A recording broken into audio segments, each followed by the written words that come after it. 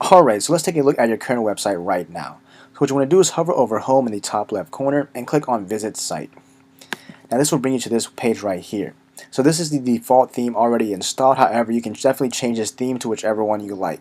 So let's go back to the dashboard. And in order to change your theme, you want to go down here to appearance, click on themes, and you'll be led to this page. So currently it's showing this theme 2017 already installed, and you can see the other themes they have available here, and these are typically for blog type websites. However, if you want to change that, you can click on add new theme. As this loads, you can see here they have quite a lot of designs on that you can choose from.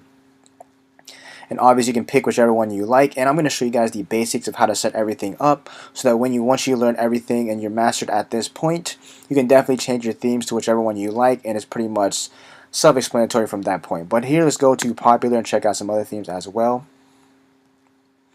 And this is just showcasing you guys all the different designs and themes. So once you guys decide what theme you want to use, definitely you can check it out, preview it if you'd like here. So just click on preview and I'll show you guys what it looks like right now. So obviously it doesn't look too great because there's nothing added onto it, but once you edit it everything, it's going to look really good, which I'll show you guys all that in the next video.